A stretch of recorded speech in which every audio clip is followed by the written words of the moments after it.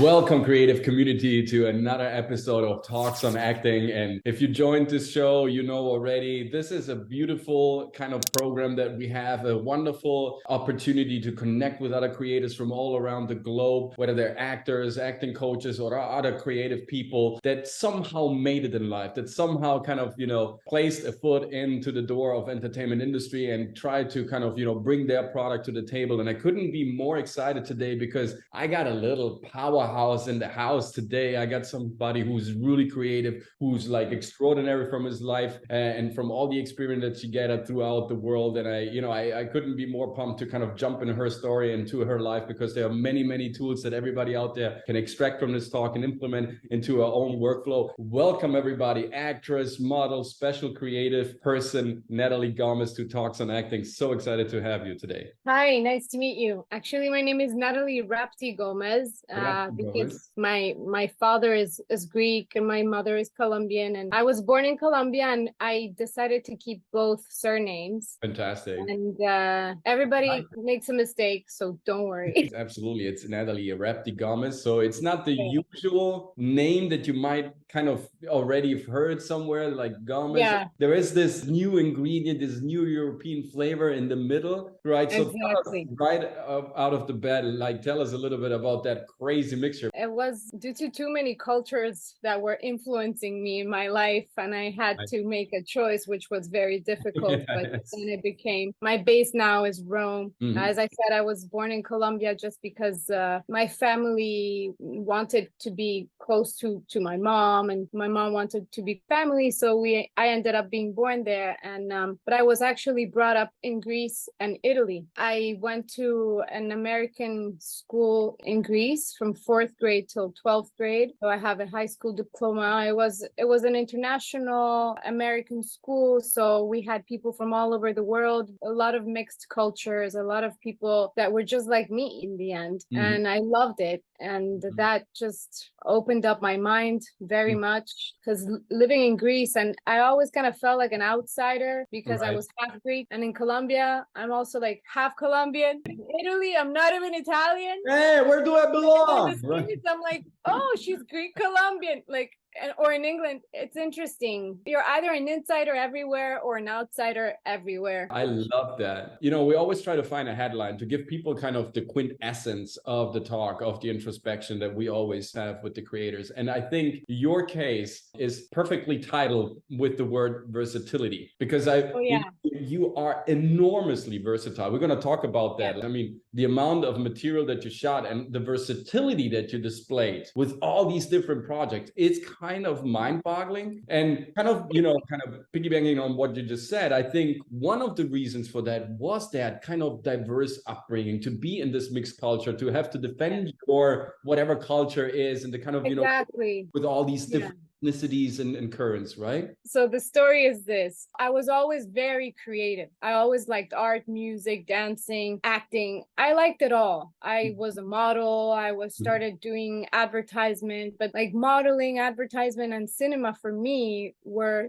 three things that I would have never had the courage to do unless my mom didn't encourage me to do it. She encouraged it because she probably thought I was capable of doing it. I could apply myself in a way that I couldn't see, which happened. And I'm very grateful for that. It was her, actually. I just thought, when I would watch movies, I'm like, how do they even remember all the lines? I didn't understand anything. I got into it with my determination, with my mom's also moral support, and my dad's. I think that helped me a lot, because I wouldn't have done it by myself. I wanted to do the right thing, like do not take any risk. Fall off the cliff, right? Just don't take any risks. Don't take any risks. We need to understand and realize what our message is. And I'm super happy that your parents were so supportive, and that you were actually the conservative one in this game, right? To me, it was the other way around. I was the crazy one, right? That realized very, very soon. I started acting at a very young age. I was like 10 years old, and then my first pro job came across when I was 12. And so my parents were like, oh no, this is going bad.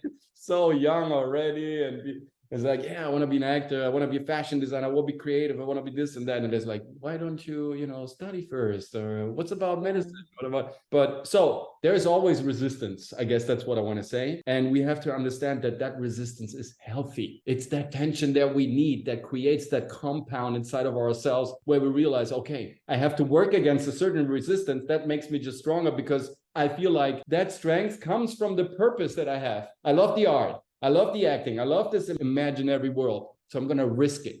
I'm going to go for it. I'm going to take my chances. Yes, it takes a lot of courage. All actors, even the most successful actor in the whole world, will tell you how many times they actually doubt their choice. They think, should I carry on? Should I not? What am I doing? Is this the right thing? And then you get lit again, and then you start over again, and then they book you an amazing job, and you're like, yes, it is.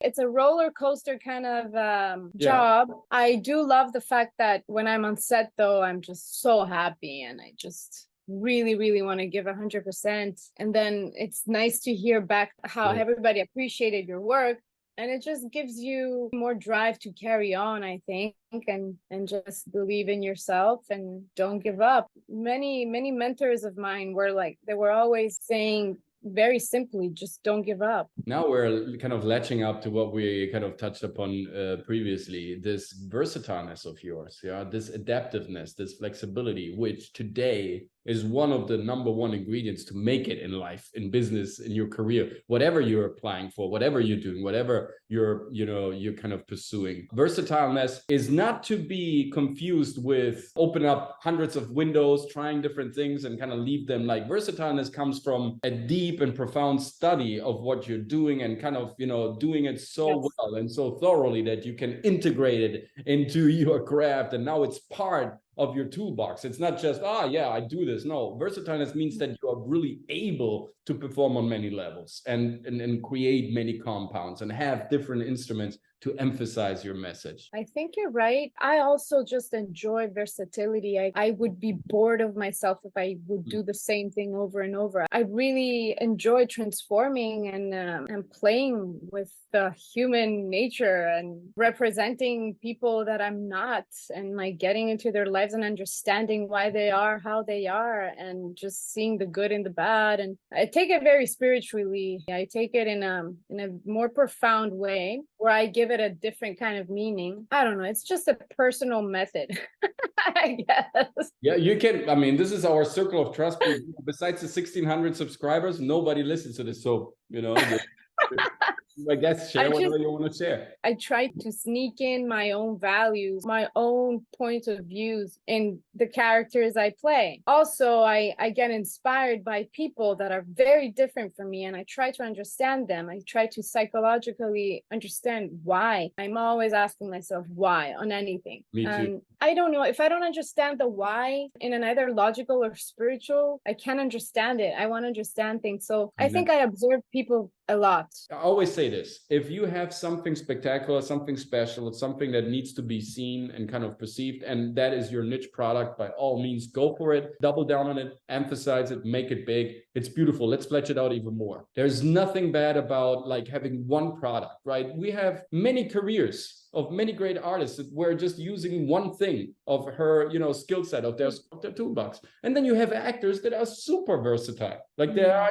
incredible, like Jim Carrey or Jerry Lewis. Yes, and they're amazing. They're amazing. A lot of people, like astonishing. I admire both. I admire art. I love art. I can watch Daniel Day-Lewis being Daniel Day-Lewis, right? He's focusing hardcore on his method, on his, jumping into the introspection and kind of, digging out the dirt out of his soul. Beautiful stuff. But I also enjoy Jim Carrey. I also enjoy Jackie Chan. I also enjoy these versatile actors that can display many things. It's about doing it right. But then again, what is right? Yeah, that's a good question. I think it's just being honest to the feelings of the character, which is at the same time to your own feelings, and knowing how to manipulate them for the character in order to represent the character. Not manipulating them in the bad sense, but having control over them and not having the emotions will control you, which is a skill I learned with time. It's not easy. If you look at the word performance, right, it comes out of the Italian formare. So you have the urge, the wish, the desire to form, to manipulate. Exactly. Right? Something inside of you gets formed and then thrown out there. I learned all the methods. I had a taste of all the methods. What I like doing is making my own, with taking what works for me from everything. I kind of figure out by my instincts how to apply and what to apply and where. Sometimes I just like, I don't need to do anything here. I'll just remember how this girl used to treat other people, and I will let life inspire me. That's number one. And then I will apply also whatever I need to make it as real as possible. Also, I mean, we're emotional creatures, so there's no way around it. You have to stick to your emotions and take care of them very much. I also just follow my instinct. I never learned how to act, and I got into the National School of Cinema of Rome with my intuition. I would draw scenes in order to remember them. I mean, they do that in companies to understand how to run a company. I'm very visual. I always liked to like draw little things around. Funny, I do the same thing. Like literally, I got it over there in my black book. I love to kind of draw my scenes and like little sketches. Yeah, and it just gives you the emotional information just by looking at that. I use music a lot. I sing before I act because it's a way for me to relax. So I guess this versatility comes from, touching upon these different fields, these different talents and disciplines, and draining, not only touching upon them, like superficially playing with them, but really kind of extracting the essence out of them for the really purpose of interpreting the character. And depending on the character, obviously. And for example, I did something for Disney. I was a teacher in this school of kids that were learning how to dance, sing. And I just thought Disney is always very expressive and very, like, yes. I love cartoons. I love cartoons. Yeah, me too. It was fun for me because I was inspired by the cartoons. Sure. And it's a different method. I'm like, it's just, I get inspired by that and I take it and I try to apply it. Can we say the method is life and being attentive to life and being curious about life? Yes. If you're not curious, I don't think you can do this job. All the methods that were amazing.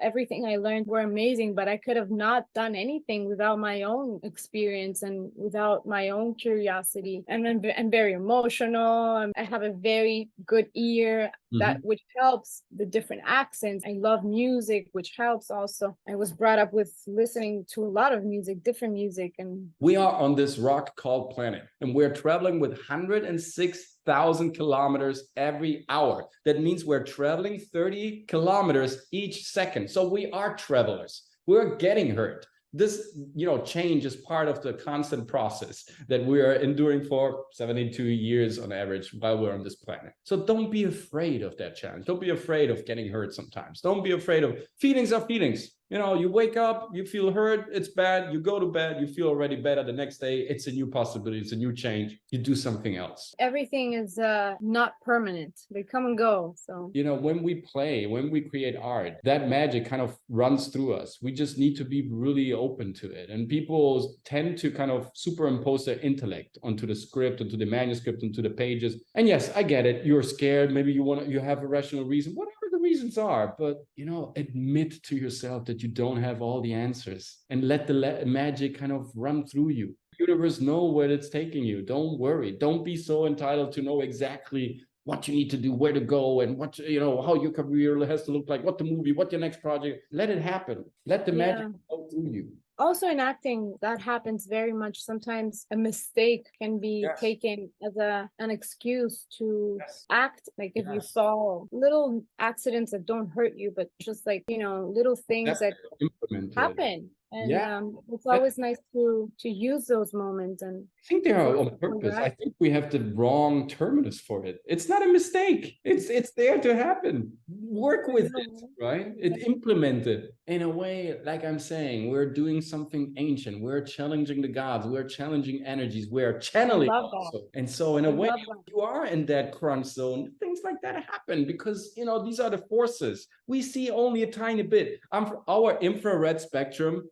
our visible array is basically we're blind. Everything that surrounds us is not visible to our eyes. We just see 0.0036% of the reality that happens. So I don't know what's around us. Sometimes I feel there is a presence. Sometimes I feel there is something. And this is probably why I'm an actor or an artist in the first place, because I want to connect with those energies. But of course, be aware of the ghost that you're calling. Sometimes it kind of, it backfires to you. This is the stuff that we're doing. Nathalie, this is, I mean, and we could go on, I guess, forever. I mean, this is a beautiful talk. Maybe you will jump on a later show again this year, because I feel like our creative community, actors, creative people out there, I think they can take a lot of this talk and use it for their own purposes, get inspired by your vision, by your force, by your versatility, by your courageousness, by everything that you kind of embody already. You're beautiful, you are versatile, you are super talented, you're all over the place, you don't dodge, you steam forward. And that's so, so inspirational, because this is what we're preaching over here at the Coach MC studio, to kind of,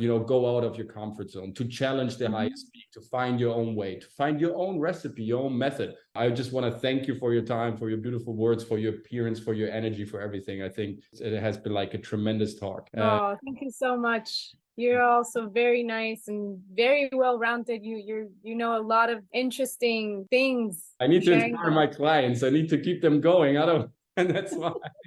No, jokes aside, I was always interested in this type of stuff. But of course, like the coaching endeavor kind of catalyzed it and emphasized it and accelerated my thirst for knowledge even more. And I'm super grateful for the job that I have. Like, I love being on set. I love acting. It's my absolute passion. I love art, but I also love teaching and sharing these stories with my clients, students, working on self-tapes, working on auditions, creating a new character, fleshing out a monologue. This is truly beautiful. And if we can kind of participate in that, curious collaboration that eventually will bring also success. I mean, it's a hell of a time. That's what we all should. The success for you and for all. So again, from the bottom of my heart, thank you, Nathalie Rapti Gomez, for being on the show. Please, fellow students, clients, everybody who's joining this program, jump over to her content, check out her movies, give her a round of subscribe on Instagram, support her in her endeavors. This is the type of woman that we need. Also over here at the Coach MC studio, absolutely. If you like to know anything else about me, just jump on my website. It's thecoachmc.studio. If you want to collaborate, guys, you want to, work on your self-tape, work on your new monologue, spice up your portfolio, whatever it is, shoot me up a message. We can work in a free trial lesson. If we find out that we're a great match for each other, let's jump into the adventure. Also subscribe to my adventures over here on YouTube, Twitter, Instagram, and TikTok. See you with the next talks on acting. Again, Nathalie Rapti Gomez, it's been a blessing. Thank you. Thank you so much. See you again soon. Bye. See you again soon. Bye-bye, everybody.